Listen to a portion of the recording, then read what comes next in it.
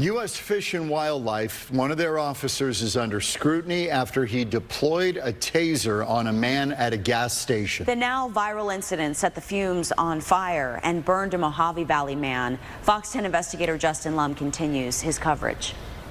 Josh Logan is a retired Chandler police officer and co-founder of Guardian Training and Consulting.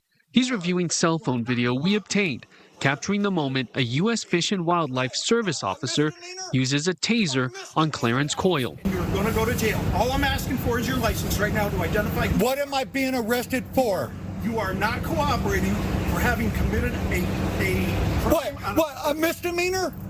A misdemeanor, asshole. It's a $10. Get out of the ground. So what stands out to you right off the bat?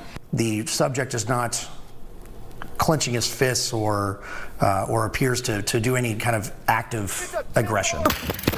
A spokesperson for Fish and Wildlife says the taser deployment is under review, but declined further comment. Get out of the ground now. Now we've obtained new witness video from July 16th that reveals a wider angle. That I was going to die.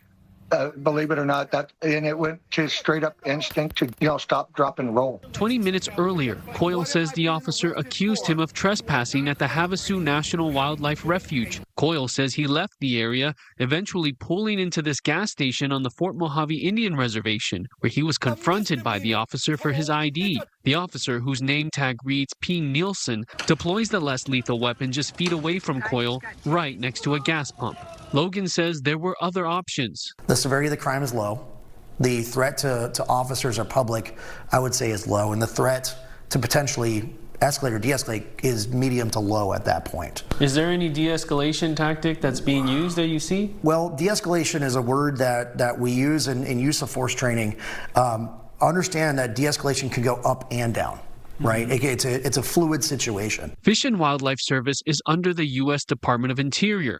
Policy on the use of electronic control devices clearly states that they should not be used if a subject is believed to be contaminated by or near flammable or explosive materials. I see this a lot where we're rushing a situation that doesn't need to be rushed. Obviously, this is the value of hindsight. If this individual didn't catch on fire, would it have been as a big of a report? Maybe, maybe not. But the fact remains is, in that moment, was time on your side? Could you have used other resources? Another incident involving a taser at a gas station happened in Florida back in 2022.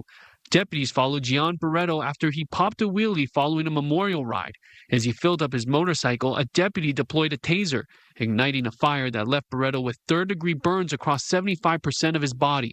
The jury took 6 hours pretty much right on the nose in their deliberations. This was in no way a clear-cut decision for them. In 2024, Deputy David Crawford was acquitted by a jury of any criminal negligence. Barreto is now suing the Osceola County Sheriff's Office. As for federal taser use, it's been under scrutiny before. In 2023, the Inspector General of the Department of Interior found that DOI was using outdated policy. His report reveals supervisors at bureaus like Fish and Wildlife were not thoroughly reviewing incident reports, and officers did not consistently test tasers before shifts. The OIG said bureaus provided inconsistent and incomplete taser recertification training.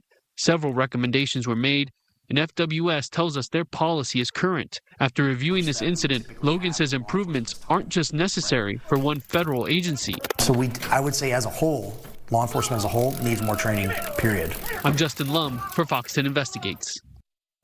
And you can find all of Justin's